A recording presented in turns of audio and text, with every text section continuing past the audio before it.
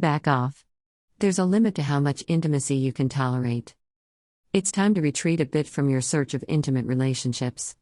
Consider developing friendships. Or cultivating a garden.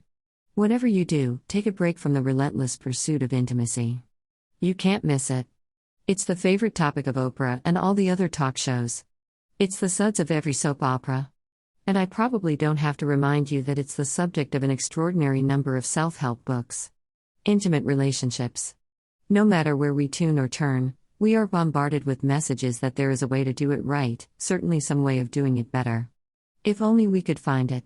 There are countless books simply on the subject of how to communicate better. Or, if it's not working out, to exit swiftly. We are over-focused on intimate relationships, and I question whether our current preoccupation with intimacy isn't unnatural, not entirely in keeping with the essential physical and psychological nature of people. The evidence suggests that there is a limit to the amount of closeness people can tolerate and that we need time alone for productivity and creativity. Time alone is necessary to replenish psychological resources and to solidify the boundaries of the self. All our cultural focus on relationships ultimately has, I believe, a negative impact on us. It causes us to look upon intimate relationships as a solution to all our ills. And that only sets us up for disappointment, contributing to the remarkable 50% divorce rate. Our overfocus on relationships leads us to demand too much of intimacy. We put all our emotional eggs in the one basket of intimate romantic relationships. A romantic partner must be all things to us: lover, friend, companion, playmate, and parent. We approach intimate relationships with the expectation that this new love will make up for past letdowns in life and love.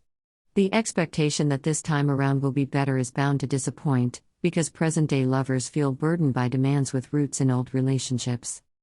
We expect unconditional love, unfailing nurturance, and protection. There is also the expectation that the new partner will make up for the characteristics we lack in our own personality, for example, that he or she will be an outgoing soul to compensate for our shyness or a goal-oriented person to provide direction in our messy life. If the personal ads were rewritten to emphasize the emotional expectations we bring to intimacy, they would sound like this. Wanted, lively, humorous man who could bring joy to my gloomy days and save me from a lifetime of depression. Or, wanted, woman with self-esteem lower than mine. With her, I could feel superior and gain temporary boosts of self-confidence from the comparison. Intimacy is not an unmitigated good. It is not only difficult to achieve, it is treacherous in some fundamental ways. And it can actually harm people. The potential for emotional pain and upset is so great in intimate relationships because we are not cloaked in the protective garb of maturity. We are unprotected, exposed, vulnerable to hurt, our defenses are down. We are wide open to pain. Intuitively recognizing the dangers involved, people normally erect elaborate barriers to shield themselves from closeness.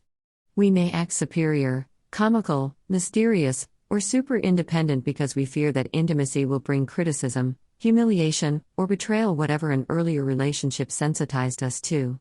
We develop expectations based on what has happened in our lives with parents, with friends, with a first love. And we often act in anticipation of these expectations, bringing about the result we most want to avoid. The closer we get to another person, the greater the risks of intimacy. It's not just that we are more vulnerable and defenseless. We are also more emotionally unstable, childish, and less intelligent than in any other situation. You may be able to run a large company with skill and judgment, but be immature, ultra-sensitive, and needy at home. Civilized rules of conduct often get suspended. Intimacy is both unnerving and baffling.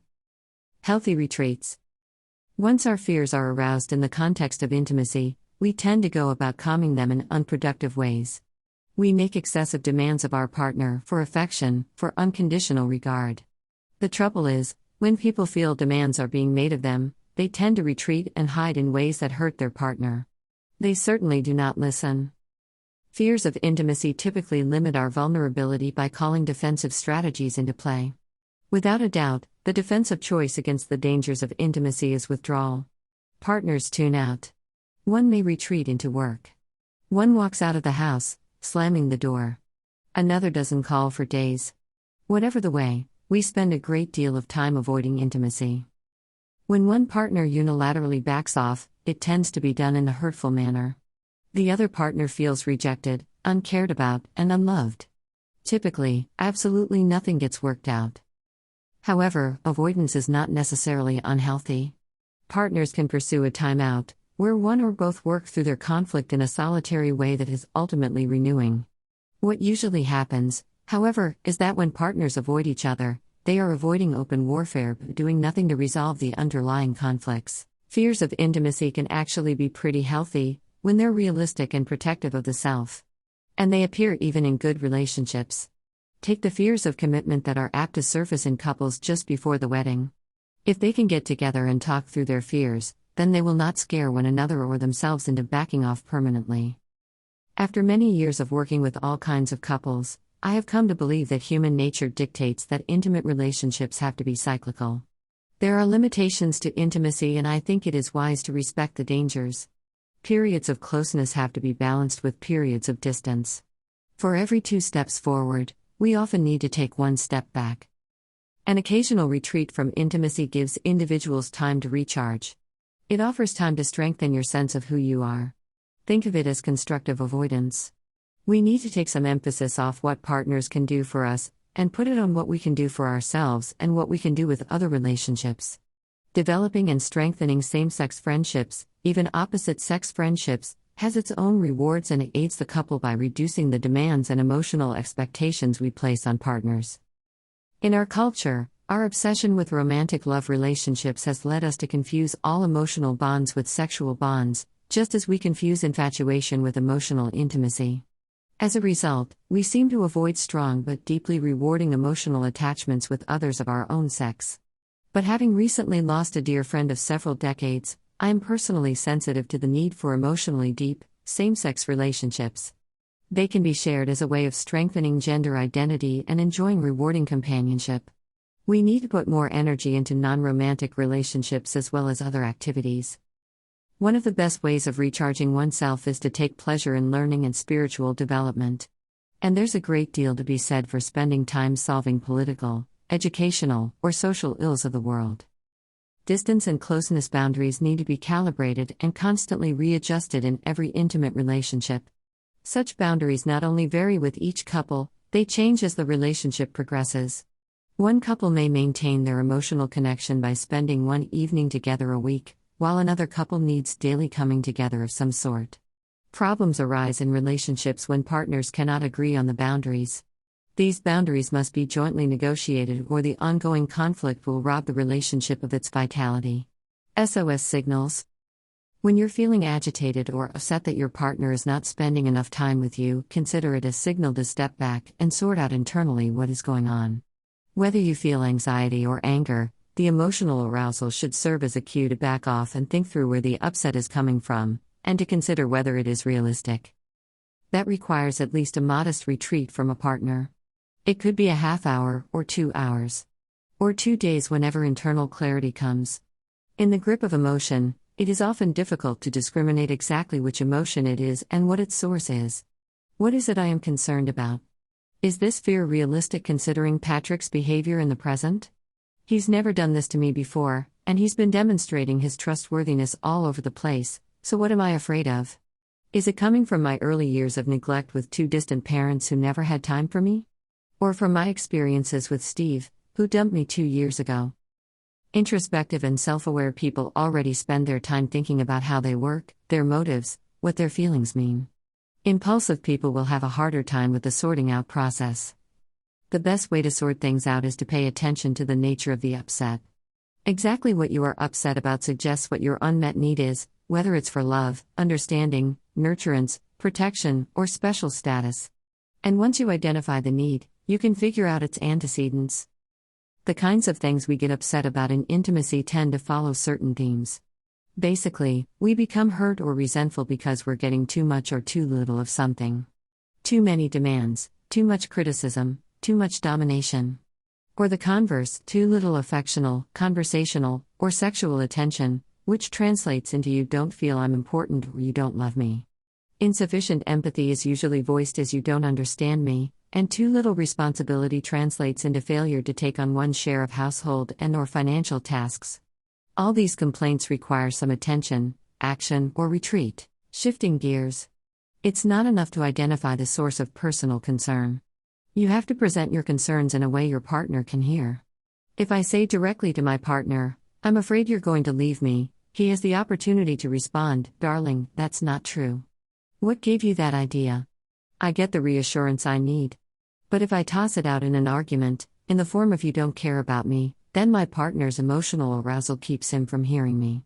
And he is likely to back away just when I need reassurance most. If people were aware that intimate relationships are by nature characterized by ambivalence, they would understand the need to negotiate occasional retreats. They wouldn't feel so threatened by the times when one partner says, "I have to be by myself because I need to think about my life and where I'm going." Or "I need to be with my friends and spend time playing." If people did more backing off into constructive activities, including time to reevaluate or to play, intimate relationships would be in much better shape today. If couples could be direct about what they need, then the need for retreat would not be subject to the misrepresentation that now is rampant. The trouble is, we don't talk to each other that openly and honestly. What happens is, one partner backs off and doesn't call, and the partner left behind doesn't know what the withdrawal means.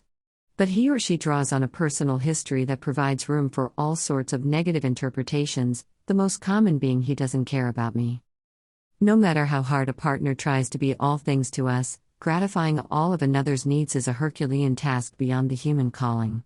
Criticism, disappointment, and momentary rejection are intrinsic parts of intimate life. Developing a thicker skin can be healthy. And maintaining a life apart from the relationship is necessary. Energy invested in other people and activities provides a welcome balance. Good enough intimacy. Since our intimate partner will never be perfect, what is reasonable to expect? The late British psychiatrist D.W. Winnicott put forth the idea of good enough mothering. He was convinced that mothering could never be perfect because of the mother's own emotional needs. Good enough mothering refers to imperfect, though adequate provision of emotional care that is not damaging to the children. In a similar vein, I believe there is a level of imperfect intimacy that is good enough to live and grow on. In good enough intimacy, painful encounters occasionally occur, but they are balanced by the strength and pleasures of the relationship. There are enough positives to balance the negatives. People who do very well in intimate relationships don't have a perfect relationship, but it is good enough. The standard of good enough intimacy is essentially subjective, but there are some objective criteria. A relationship must have enough companionship, affection, autonomy, connectedness, and separateness, along with some activities that partners engage in together and that they both enjoy. The relationship meets the needs of both partners reasonably well enough. Both feel reasonably good about the relationship. If one person is unhappy in the relationship, then by definition it is not good enough for them. People looking for good enough intimacy are bound to be happier than those seeking perfect intimacy. Their expectations are lower, more realistic. Time and time again, those who examine the intricacies of happiness have found the same thing: realistic expectations are among the prime contributors to happiness.